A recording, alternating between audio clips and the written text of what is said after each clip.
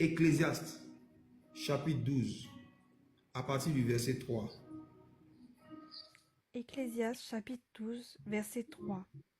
Yes. Mais souviens-toi de ton Créateur pendant les jours de ta jeunesse, avant que les jours mauvais arrivent et que les années s'approchent, où tu diras, je n'y prends point de plaisir.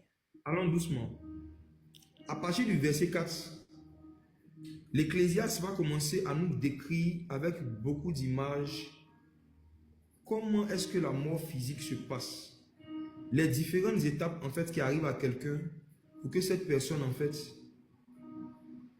expérimente une mort physique afin que son esprit retourne à Dieu, que son esprit quitte la terre. Regardons à partir du verset 4. Verset 4.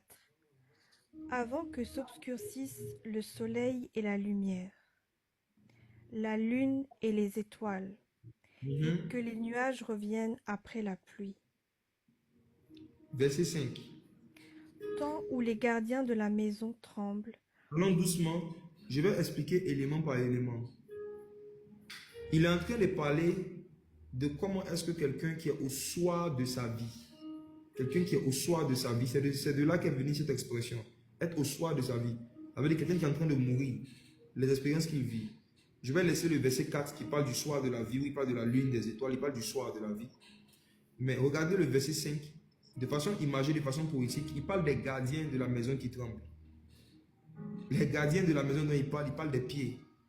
En général, quand quelqu'un est en train de perdre ses forces, ses pieds tremblent. Il parle des pieds. Les hommes forts qui se courbent, il parle des organes qui se déforment.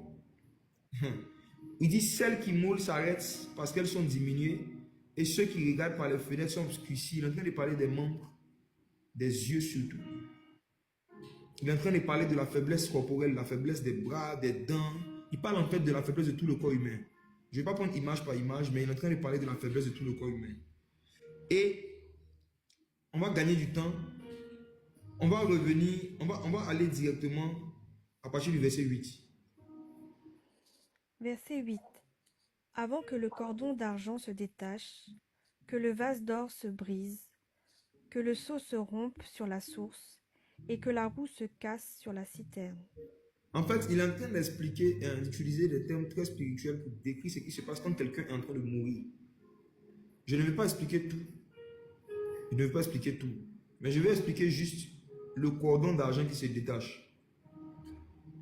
Ce corps physique qui est là arrive à parler et à bouger parce qu'il y a un cordon qu'on ne voit pas qui le lie à l'esprit. En fait, l'esprit et le corps sont liés par un cordon. Et ce cordon-là qu'on appelle l'âme. C'est ce cordon qu'on appelle l'âme. Donc, quand quelqu'un est en train de mourir, ce qui se passe spirituellement, c'est que l'âme de la personne est en train de se détacher de son esprit. Donc, le détachement entre l'esprit et puis le corps, c'est ce qui fait la mort en fait. On dit que quelqu'un meurt lorsque cette personne n'arrive plus à respirer. Et qu'est-ce qui fait qu'on arrive à respirer? C'est l'esprit. C'est de l'esprit qui vient le souffle. Mais comment est-ce que notre esprit arrive à emmener du souffle au corps, arrive à prendre le souffle et à donner le souffle? C'est à cause du cordon d'argent, le cordon d'argent, l'âme. L'âme. Une fois que l'âme se détache du corps, le corps s'éteint, mais l'esprit peut continuer de vivre. Donc si vous regardez le verset 9, il dit avant que la poussière retourne à la terre, donc il parle de l'enterrement, hein, comme elle y était, et que l'esprit à Dieu qui l'a donné. Donc pour faire très simple dans toute cette longue lecture, quand quelqu'un doit mourir, il y a un détachement qui se fait entre son corps et son âme. Ça on dit il a rendu l'âme, il a rendu l'âme. Et son esprit maintenant retourne à Dieu, est censé retourner à Dieu. Pourvu que cette personne ne meure pas avant son temps, comme on a lu tout à l'heure. Maintenant, pour ceux et celles qui sont morts avant leur temps, donc leur corps est retourné dans la poussière, le cordon d'argent s'est coupé, leur esprit reste sur la terre. La question qu'on peut se poser maintenant, lorsque l'esprit est sur la terre, l'esprit d'un mort, comme on a lu tout à l'heure dans le livre de Lévitique, chapitre 20, quand ton esprit devient l'esprit d'un mort, ces esprits-là maintenant font quoi de leur journée? Ces esprits-là font quoi? Et ils sont livrés à quoi? Permettez, pour ceux qui ne sont pas encore convaincus, que lorsqu'un homme meurt, il peut aller ni au paradis, ni en enfer. Je vais vous donner encore un verset beaucoup plus clair qui montre que le paradis et l'enfer ne sont pas les seuls endroits où quelqu'un peut aller juste après sa mort. Apocalypse chapitre 20, à partir du verset 12. L'apôtre a eu une vision du jugement dernier. Et dans Apocalypse chapitre 20, à partir du verset 12, il va commencer à nous expliquer quelque chose. Suivez bien mes frères et sœurs. J'aimerais qu'on lise très lentement. Anaïs, tu peux lire très lentement s'il te plaît. Apocalypse 20, verset 12. Verset 12. Oui. Et je vis les morts. Je vis qui? Les morts. Je vis les morts. Je vis les morts. Et il va commencer à décrire les types de morts qui seront en jugement. Allons-y. Les grands et les petits. Oui. Qui se tenaient devant le trône. Allons-y. Des livres furent ouverts. Et un autre livre fut ouvert. Celui qui est le livre de vie. Allons maintenant au verset 13. Verset 13. Oui. La mer rendit les morts qui étaient en elle. Attendez, il va commencer à nous citer maintenant d'où ces morts sont venus. Il va commencer à nous dire les morts qui ont été jugés par Dieu sont sortis d'où. Et il commence déjà par la mer. Or, on sait que la mer est située sur la terre. Il dit, la mer rendit les morts qui étaient en elle. Donc, premier lieu d'où les morts sont sortis, c'était de la mer. Ensuite, la mort et le séjour des morts rendirent les morts qui étaient en eux. Allons doucement. Il y avait des morts qui étaient dans la mer. Et la mort a rendu les morts qui étaient en elle. La mer a rendu les morts qui étaient en elle. Après la mer, il a cité quelle entité? La mort. Il dit la mort et le séjour des morts rendit les morts qui étaient en eux. Frères et sœurs, le mot séjour des morts, c'est l'enfer dans le grec. C'est le mot enfer qu'ils ont traduit par séjour des morts. Ce verset dit que la mer avait des morts en elle. Ensuite, la mort elle-même avait des morts en elle. Et troisièmement, l'enfer avait des morts en elle. Oh Seigneur. Il parlait de ceux qui sont morts sans Christ. De ceux qui sont morts sans Jésus. Ceux qui n'ont pas Jésus et qui sont morts. Ils peuvent aller soit dans la mort, soit dans le séjour des morts, c'est-à-dire dans l'enfer, ou ils peuvent aller dans la mer. Allô, Padre. Oui. Je voulais t'interrompre. Je reçois beaucoup de messages par rapport au mot mort là. Et la suggestion qui a été donnée, c'est que tu dises des personnes qui ne vivent plus au lieu des morts. Les personnes qui ne vivent plus. Oh, d'accord. TikTok. D'accord.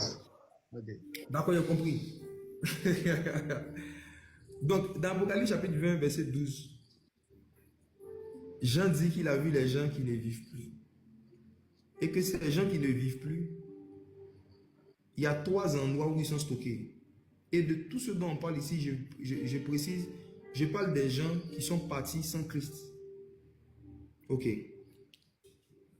Pour faire simple même là, eux utiliser le mot qu'on n'a pas utilisé, il a dit Jah. Quand on dit Jah, vous savez c'est quoi? Ils ont Jah. Ceux qui ne savent pas, vous allez expliquer à vos amis en commentaire. Donc, quand quelqu'un Jah sans Jésus, quand quelqu'un Jah sans Jésus, il y a 3 endroits où il peut partir. Soit il peut partir dans la mer, soit il peut partir en enfer, soit il peut partir dans la mort. La mort est une entité différente du séjour des morts. C'est sorti encore, mort est sorti. Il y a ces 3 entités-là qui ont été citées ici où il peut partir. Donc je vous laisse avec ce verset. C'est un verset qui prouve que ce n'est pas tous ceux qui jabent qui vont soit au paradis. Non. Il y en a qui ne vont pas en enfer. Il y en a qui restent sur la terre. Et en général, ils vont dans la mer. Maintenant, qu'est-ce qu'ils deviennent? Je pense que c'est la partie qui va devenir intéressante. Qu'est-ce qu'ils deviennent? Qu'est-ce qu'ils deviennent? Lévitique chapitre 19, verset 31.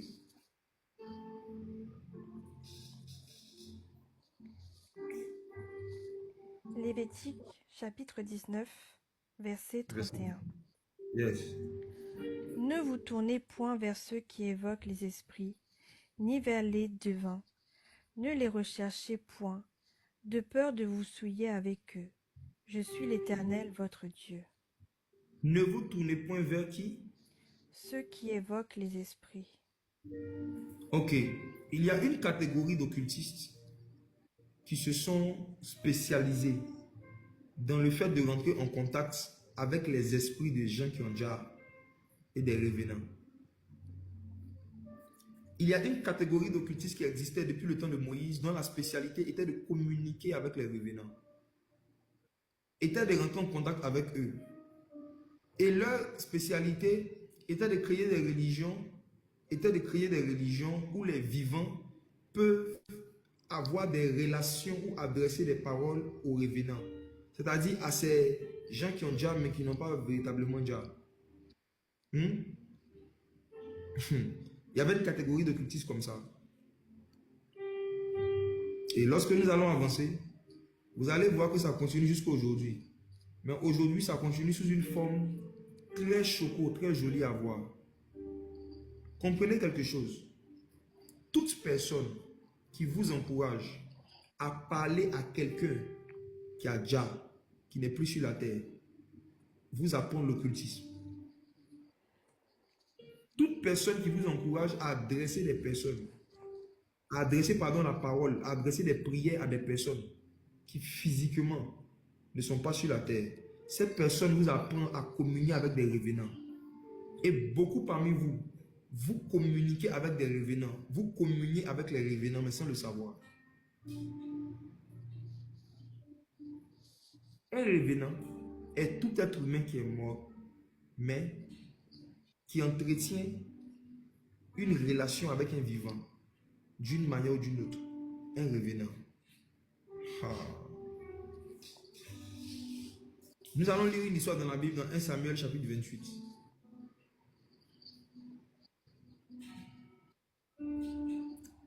Un Samuel chapitre 28. À partir du verset 7.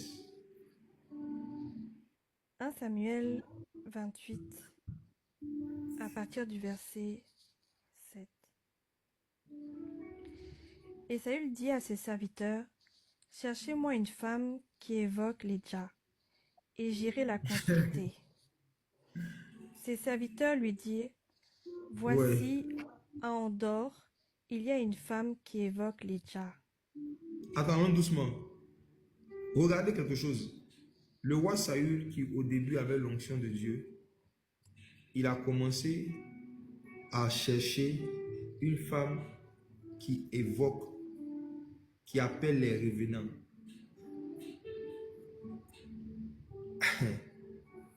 Est-ce que vous savez qu'il y a des personnes qui se sont spécialisées dans le fait d'invoquer les revenants et de parler avec eux? Les esprits des hommes qui n'ont pas quitté la terre. Ça existait au temps de Saül.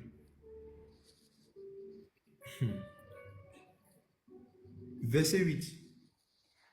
Alors Saül se déguisa et prit d'autres vêtements, et il partit avec 2 hommes.